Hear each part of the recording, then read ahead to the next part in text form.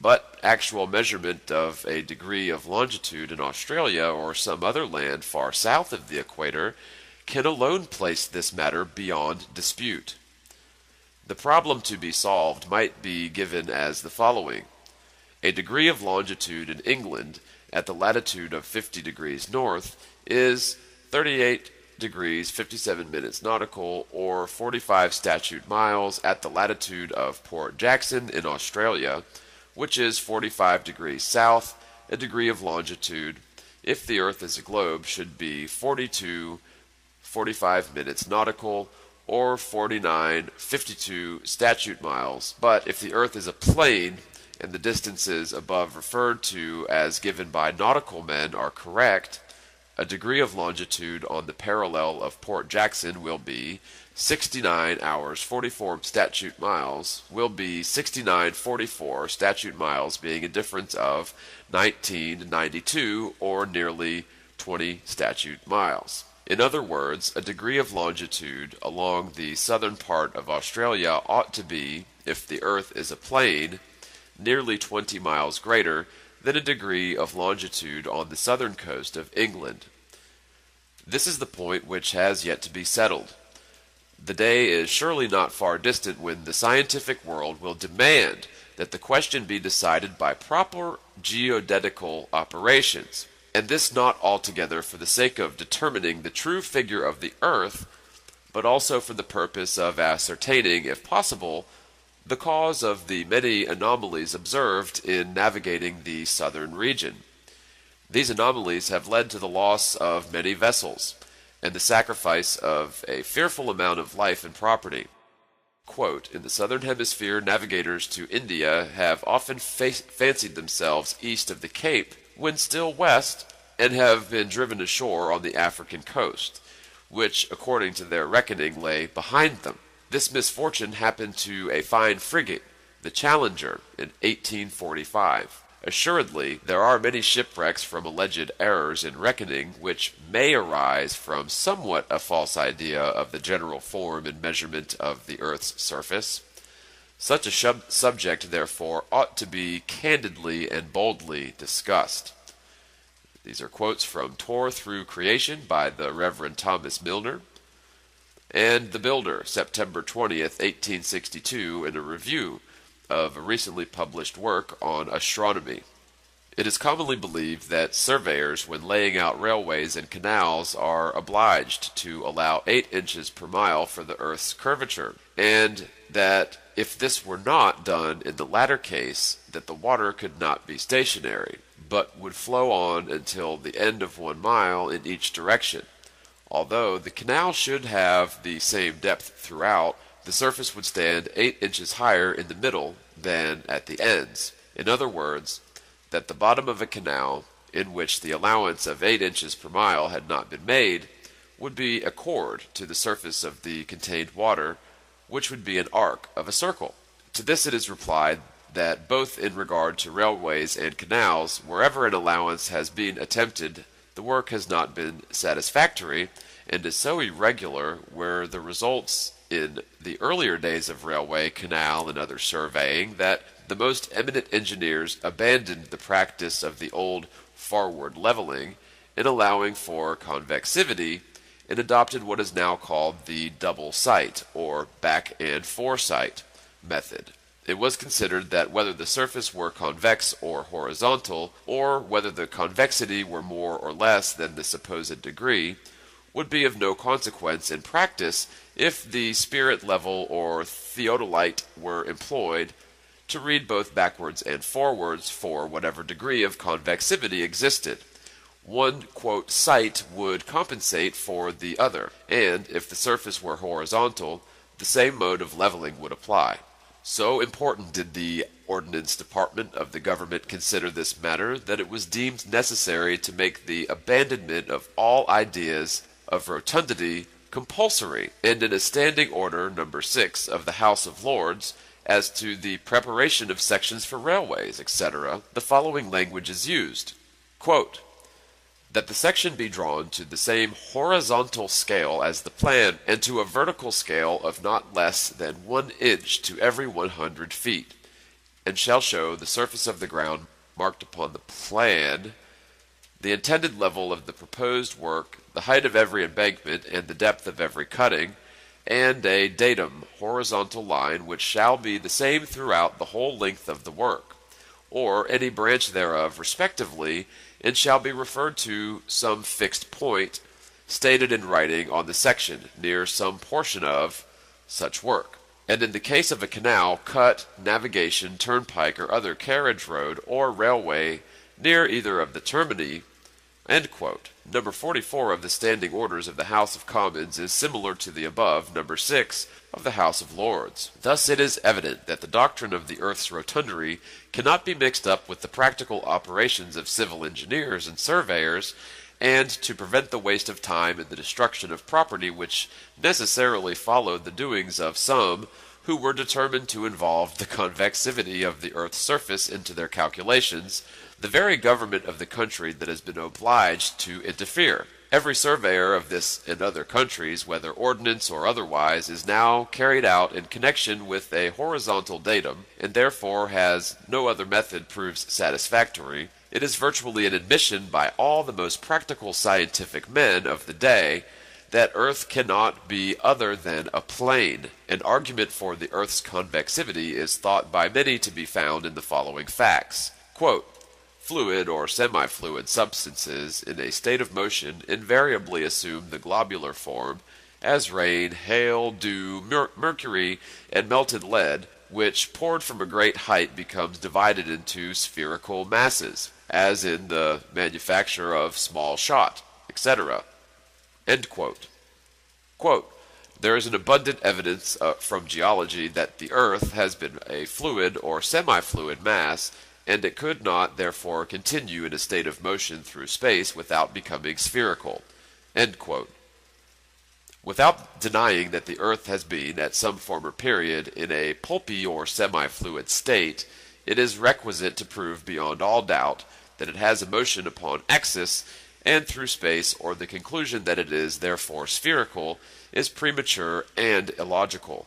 It will be shown in a subsequent part of this work that such axial and orbital motion does not exist, and therefore any argument founded upon and including it as a fact is necessarily fallacious. In addition to this, it may be remarked that the tendency in falling fluids to become globular is owing to what has been called attraction of cohesion, not attraction of gravitation. What is very limited in its operation, it is confined to small quantities of matter.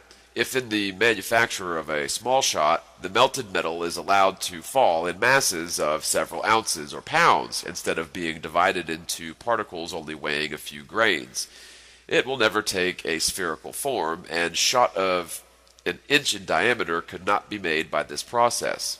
Bullets of even half an inch diameter can only be made by casting the metal into spherical molds. In tropical countries, the rain, instead of falling in drops or small globules, often comes down in large irregular masses which have no approximation whatever to sphericity, so that it is manifestly unjust to affirm of large masses of matter like the earth that which only belongs to minute portions or a few grains in weight. The whole matter, taken together entirely, fails as an argument for the earth's rotundity.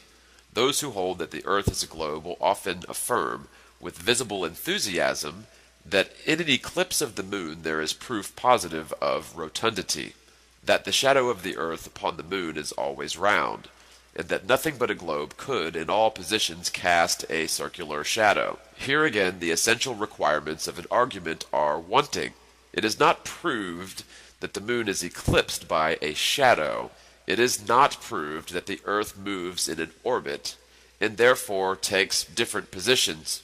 It is not proved that the moon recedes her light from the sun, and that therefore her surface is darkened by the earth intercepting the sun's light. It will be shown in the proper place that the earth has no motion in space or on axis, that it is not a shadow which eclipses the moon, that the moon is not a reflector of the sun's light, but is self-luminous, and therefore could not possibly be obscured by a shadow from any object whatsoever. The subject is only introduced here because it forms one of the category of supposed evidence of the earth's rotundity.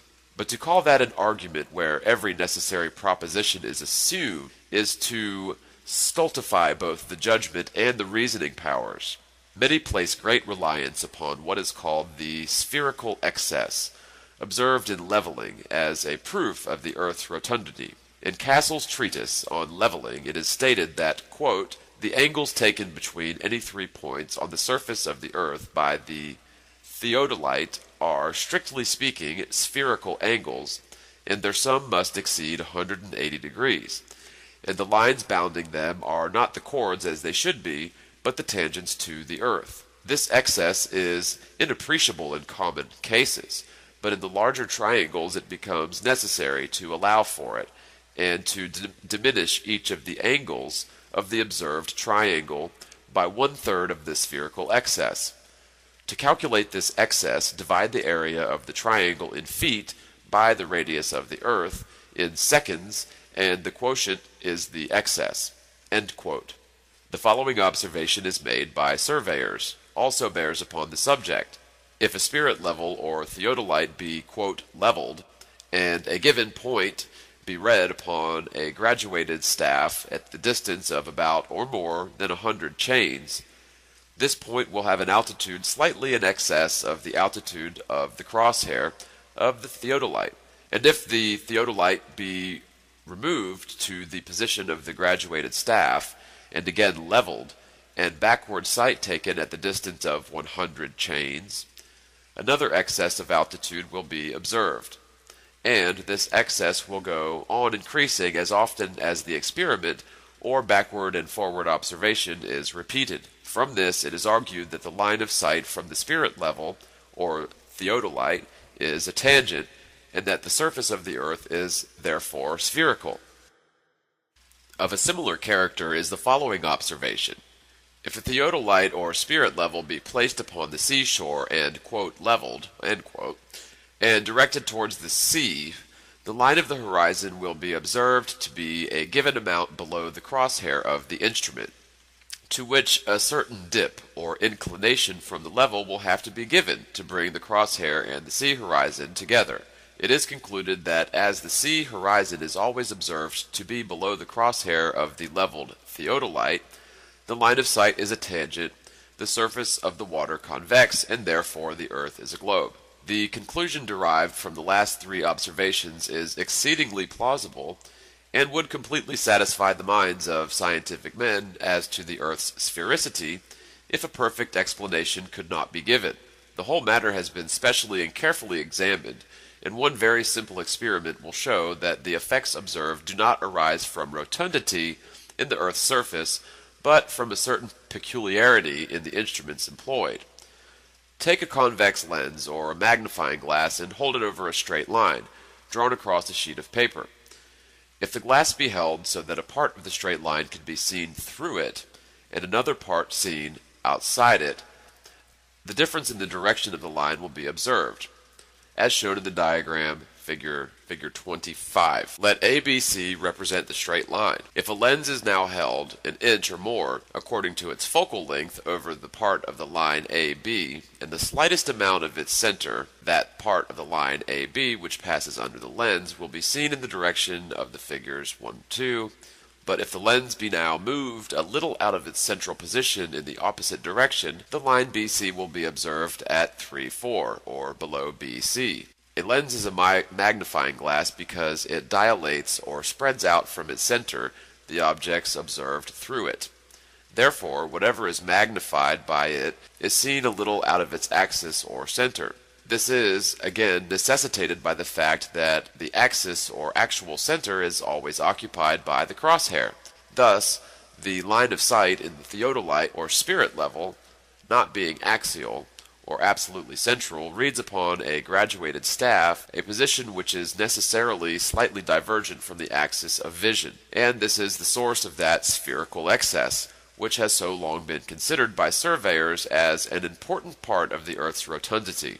In this instance, as indeed in all others given as evidence that the Earth is a globe, the premises do not fully warrant the conclusion which is premature, drawn before the whole subject is fairly examined, and when other causes are simply sufficient to explain the effects observed. But actual measurement of a degree of longitude in Australia or some other land far south of the equator can alone place this matter beyond dispute. The problem to be solved might be given as the following. A degree of longitude in England at the latitude of 50 degrees north is 38 degrees 57 minutes nautical, or 45 statute miles at the latitude of Port Jackson in Australia, which is 45 degrees south. A degree of longitude, if the Earth is a globe, should be 45 minutes nautical, or 52 statute miles. But if the Earth is a plane, and the distances above referred to as given by nautical men are correct, a degree of longitude on the parallel of Port Jackson will be 69 hours 44 statute miles, will be 69:44 statute miles, being a difference of 19 to 92 of determining the true figure of the Earth, but also for the purpose of ascertaining, if possible, the cause of the many anomalies observed in navigating the southern region. These anomalies have led to the loss of many vessels and the sacrifice of a fearful amount of life and property. Quote, in the southern hemisphere, navigators to India have often fancied themselves east of the Cape when still west, and have been driven ashore on the African coast, which, according to their reckoning, lay behind them. This misfortune happened to a fine frigate, the Challenger, in 1845. Assuredly, there are many shipwrecks from alleged errors in reckoning, which may arise from somewhat a false idea of the general form and measurement of the Earth's surface. Such a subject, therefore, ought to be candidly and boldly discussed. These are quotes from Tour Through Creation by the Reverend Thomas Milner, and The Builder, or nearly 20 statute miles. In other words, a degree of longitude along the southern part of Australia ought to be, if the Earth is a plane, nearly 20 miles greater than a degree of longitude on the southern coast of England. This is the point which has yet to be settled. The day is surely not far distant when the scientific world will demand that the question be decided by proper geodetical operations, and this not altogether for the sake